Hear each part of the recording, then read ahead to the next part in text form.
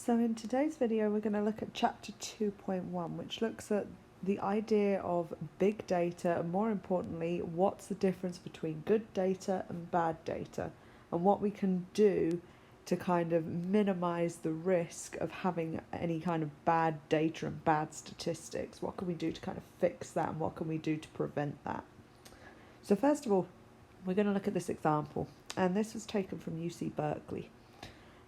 They did a study a few years ago after someone had complained that there was gender bias within their admittance to UC Berkeley.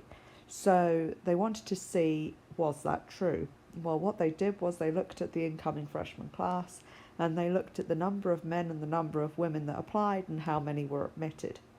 Now, from looking at this table, I want you to pause the video for a minute, and I want you to come up with some ideas of whether you think this suggests that there is gender bias in the admittance of men and women to UC Berkeley. See what you think. Pause the video and think about that for a minute.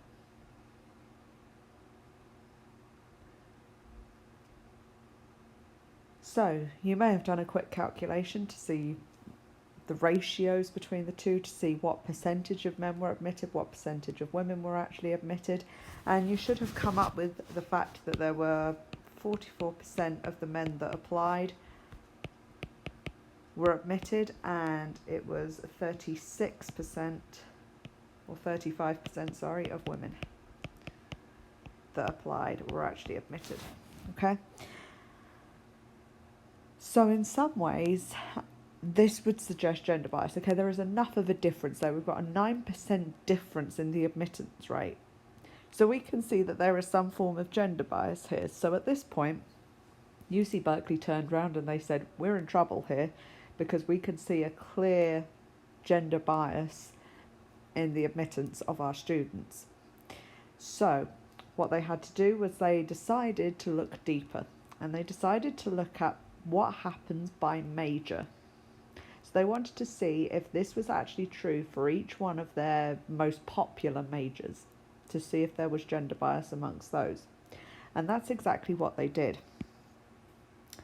And they saw this. This is the table of their results. So these were the 6 most popular majors. And you can see the first major is actually the easiest one to get into. Okay, it was the highest number of people that applied were actually admitted.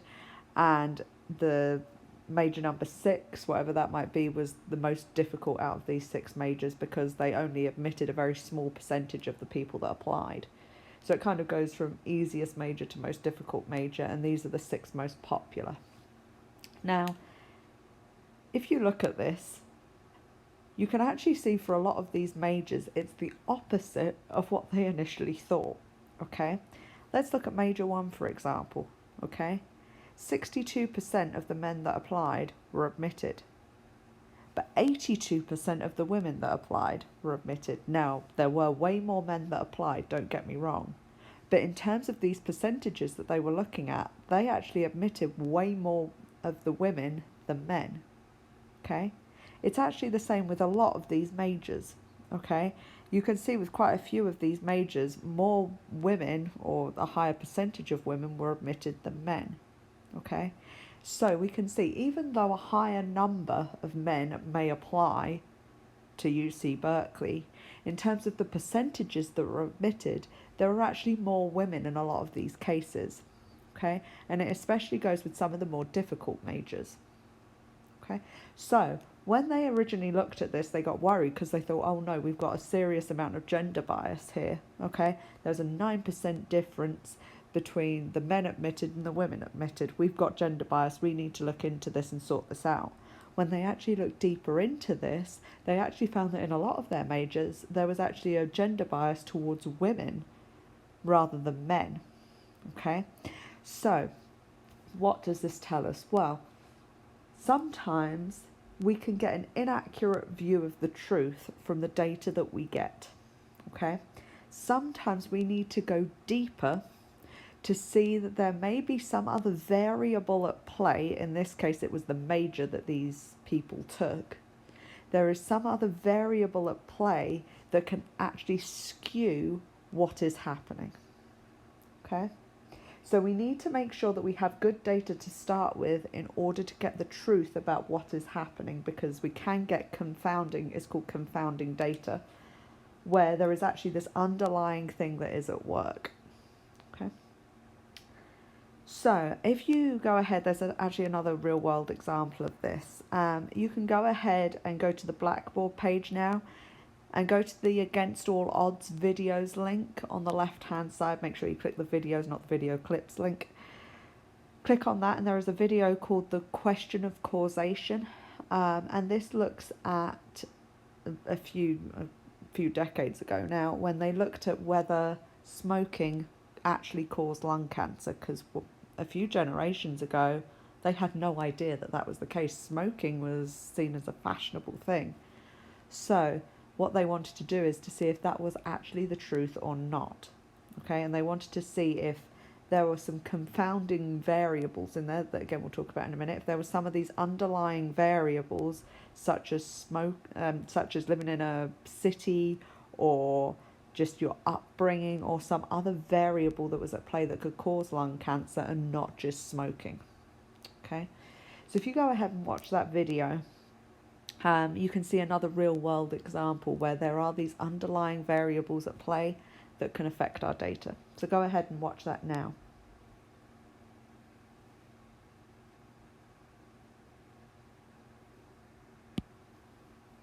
So we've had two real world examples here where we can see that there are these variables at play that can affect our data, okay, and they can cause bad data.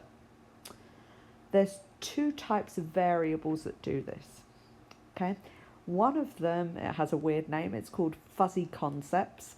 That's something that can cause bad data. And the other one that I've mentioned before is a confounding variable, okay, and that's one of our underlying variables that we've seen with both our UC Berkeley example and with the lung cancer example. Okay, the first thing we're going to look at is fuzzy concepts.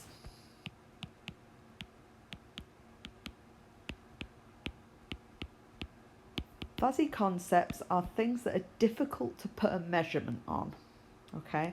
Fuzzy concepts are things that are difficult to measure.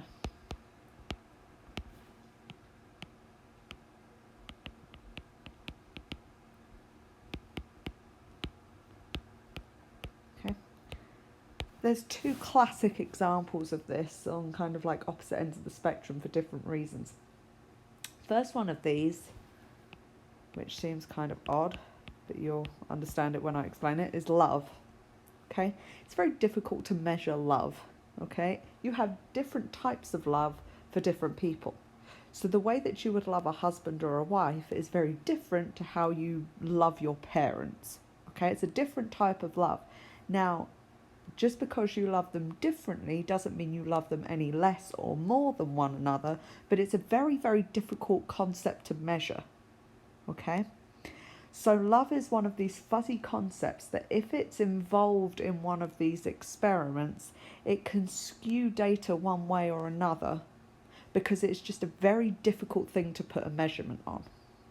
Okay, another thing that, for a different reason, is a fuzzy concept is IQ. Okay, people's intelligence. It's very difficult to measure intelligence. Okay, you could be, for example, in the field that I'm in, there might be this amazing mathematician who is academically so smart and just seems to be able to do every mathematical problem on the planet, okay? He may have a very high IQ, okay? His IQ level might be through the roof. On the other hand, you may have someone that is the most phenomenal artist, okay? They can draw or paint anything. That's a different type of intelligence, to be able to see something and to be able to draw it or paint it exactly as you see it. Not a lot of people can do that. That's a different type of intelligence. Now, it doesn't mean that they're any less intelligent than the mathematician, okay? But in terms of like an IQ score, they could end up with a lower IQ score because they're not as strong maybe academically, but artistically, they're absolutely brilliant. Okay, so intelligence is a very, very difficult thing to measure. Okay, we have an IQ test which may tell you some kind of academic ability measurement, okay? But it doesn't really tell you a lot about the intelligence of the person. Okay? So that's another one of these fuzzy concepts. It's anything that is very difficult to measure. The other thing that I mentioned that can cause bad data is confounding variables.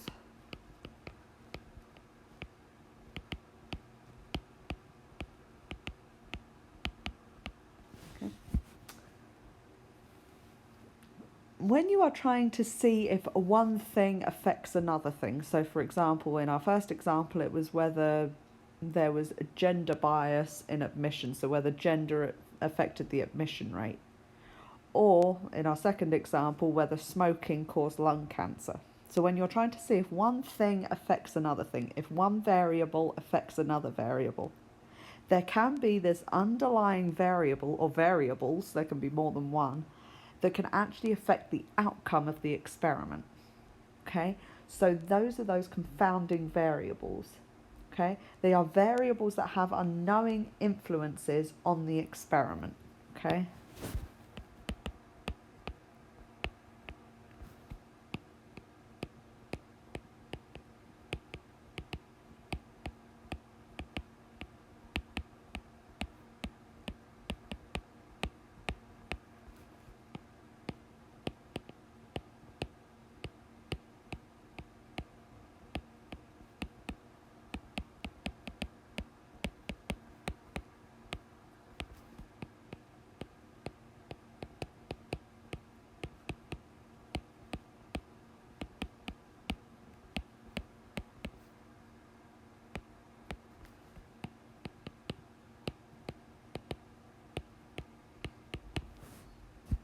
Okay? A classic example of a confounding variable. Let's say I was trying to see if the amount of time that you spent studying for a class affected your final grade. Okay? So I want to see if your study time affects your final grade. Now, that's all well and good, and normally the more time you spend studying for a class, the better you're going to do. Okay? But there can be these confounding variables at play that we don't initially think about. Okay? One of them, for example, if we take statistics, okay, you might have an amazing mathematical knowledge. Okay? So you can spend basically no time studying for this class, but already have a ton of knowledge from before, and that's going to boost your grade. Okay? So that's a confounding variable. Prior mathematical knowledge would be a confounding variable. Another one would be, let's say you had a really bad night's sleep the night before the final. Okay? That could be a confounding variable, because if you have not slept well, you're probably not going to perform well on the final, which is going to reduce your final grade. Okay? So you may have done a ton of studying for it, but because you're not in the right headspace, because you haven't had a ton of sleep, it can affect your final grade. So that's another confounding variable. That's a good example in the real world, something that we deal with, okay, studying for exams, where confounding variables are at play. Okay? And the main thing about a confounding variable and fuzzy concepts, they can cause results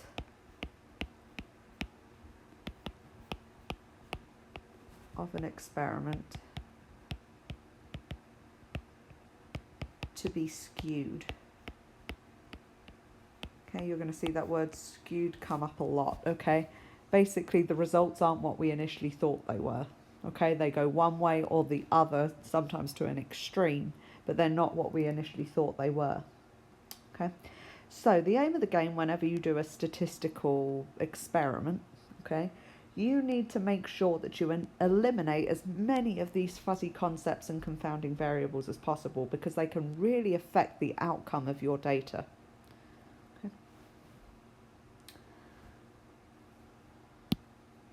So the next thing is I want to look at experiments and experimental studies.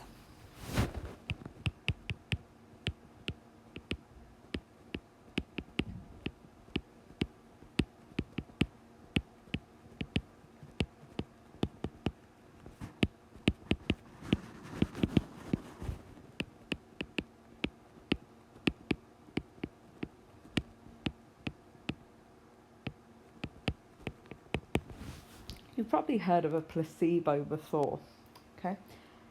A placebo is just a fake treatment, okay? Whenever you're conducting some kind of experiment, okay, normally this experiment, that the type of experiments that we do, mostly in statistics, and you saw this in the case of the lung cancer treatment and the smoking example, they used two different groups, okay, to see whether smoking did actually cause lung cancer. And this was all done through placebos and single and double blind studies. Okay, that's the type of experiment that we do in statistics. So we know that a placebo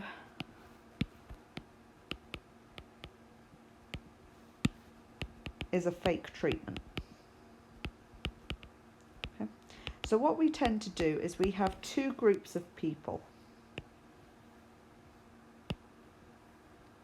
Okay. We have the control group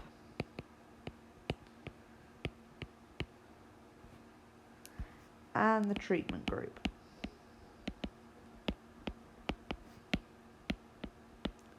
Okay. The control group is given a fake treatment. This is particularly done whenever they do pharmaceutical studies. Okay, they want to see if any kind of drug actually works. This is the main thing that it's used for in statistics. They're given basically like a fake drug. So the control group is given the placebo.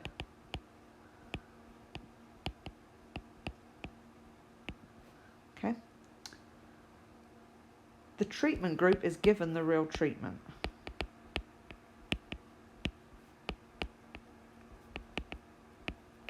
Okay.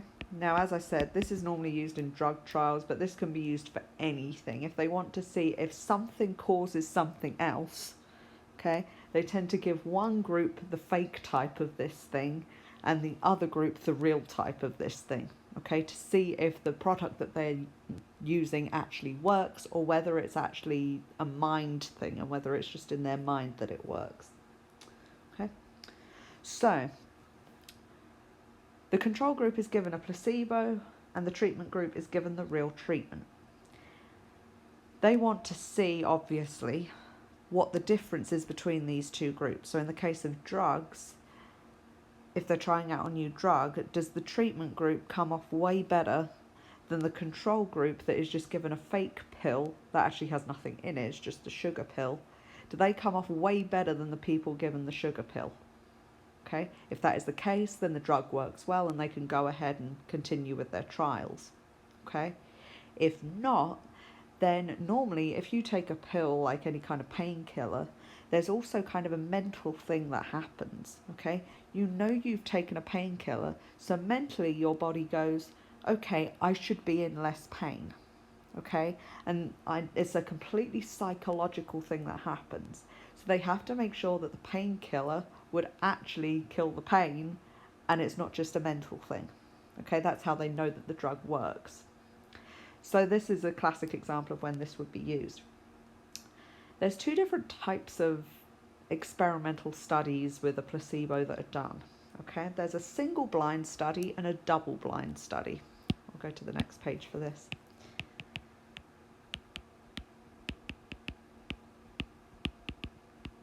A single blind study means that the people in each of those groups have no idea which group they're in. They don't know whether they've been given the fake treatment, the placebo, or whether they have been given the real treatment. Okay, so the participants have no idea which group they are in.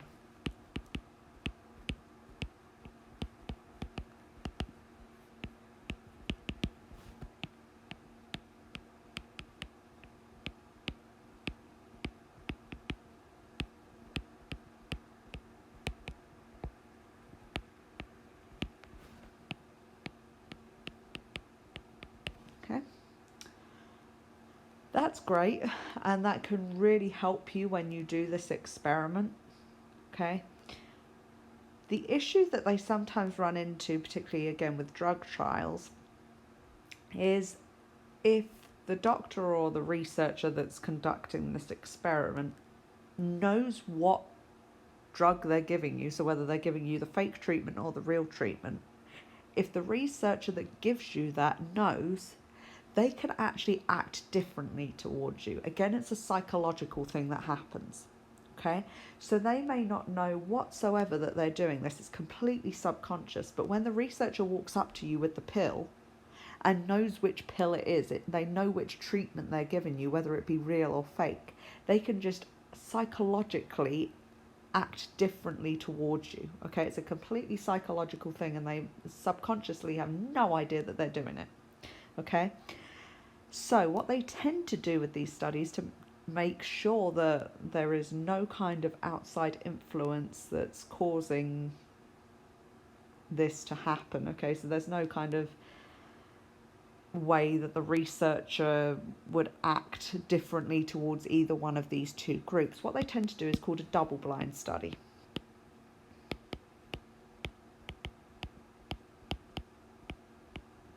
Okay, and what they will do is someone that is outside of the room, that is within this research program, someone that is outside of the room will say, okay, here's the two drugs, the fake treatment and the real treatment. On the fake treatment, I'm going to put a red label. And on the real treatment, I'm going to put a blue label. Okay? Now, one of the other researchers is going to take these and go and give them to the participants. But they won't know that the red label represents the fake treatment and the blue label represents the real treatment. Okay? They have no idea which one is which. And they have no idea, the participants have no idea which group they're in either. Okay, so a double-blind study is where the researchers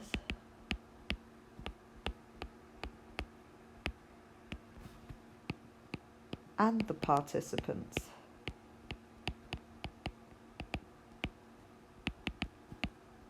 do not know who is in what group. Okay, they don't know until after what has actually happened. Okay, so the researcher that was outside of the room that decided which one was the red label and which one was the blue label, okay, they'll come in after the whole experiment, like a month later, and will say, okay, if you got the red label, you had the fake treatment. If you had the blue label, you had the real treatment. Let's see what your symptoms were. Let's see what actually happened and what effect it had on you. Okay, that's the best way to do this psychologically, because then the other researchers that help conduct this experiment have no idea when they give the treatment over who got what treatment, and the people that participate in this study also don't know which treatment that they got until the end. Okay, so in statistics we tend to prefer this double-blind study just to eliminate any kind of psychological effects that happen. Another type of study, so we said that this was an experimental study. We're conducting an experiment to see if a treatment causes something in a person, okay? Another type of study that you get is an observational study, and this one's so much easier to do. Okay?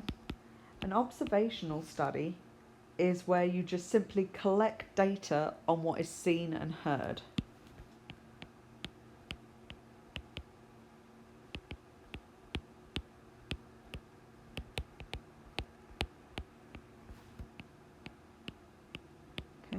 You're not conducting any kind of experiment here. It could be, I want to see how many games my favourite team won this season. Okay? You just look at the table and see, okay, they won 3 games this season. That's all I wanted to know. I'm just looking at something that has happened and saying, okay, great, I can pull the number from that. Okay, saying they won 3 out of 5 games this season. Okay? So an observational study is just observing something that has happened, normally observing the number of times that something has happened when you can collect data from a table, okay? You're not actually doing an experiment, you're not conducting an experiment on a group of people where you're using like a placebo and seeing if one thing causes another thing. You are just saying, okay, I want to know how many times something happened, okay? I'm just observing something that I've seen, okay? That is way easier to deal with because we're not trying to deal with any of these confounding variables or anything. We're just seeing how many times something happened.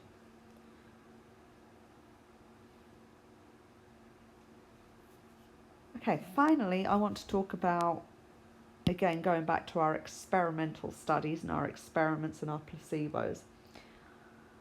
We've talked about confounding variables, okay? So we've said we want to see if one variable causes something to happen in another variable, but we may have these underlying variables that can affect what happens as the outcome, okay? Those underlying variables were called confounding variables, but we actually have names for each of the original variables, okay, kind of like our cause and effect variables, okay? So for example, in one of our examples, we wanted to see if smoking caused lung cancer. Smoking is one of our variables, and the lung cancer rate is the other one of our variables, okay? There's names for these.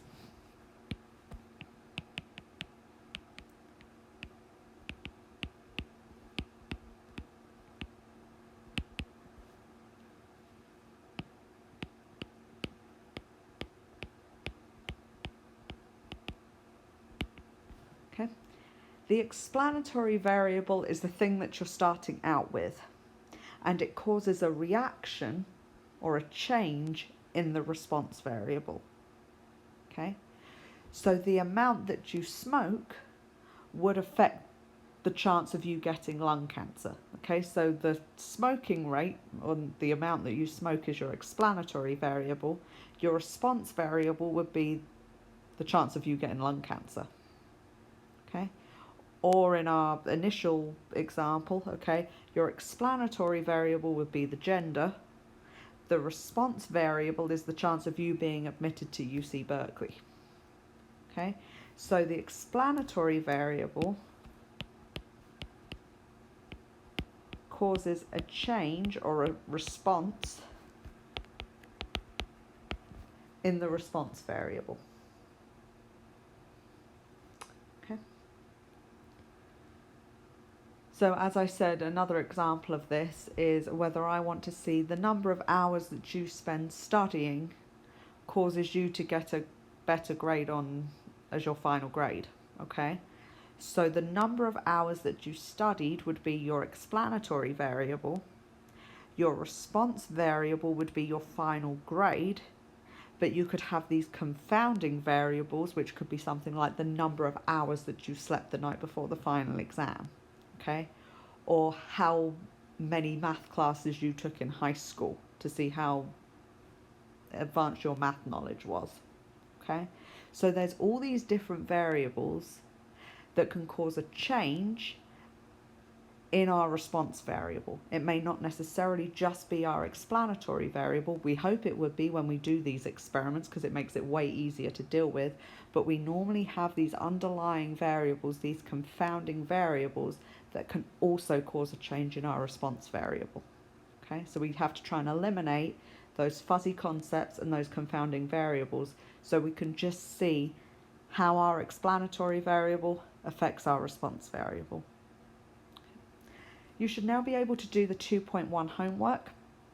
If you have any questions, please let me know, and please come to class on Tuesday and I will be more than happy to answer those, and I will see you in the next video.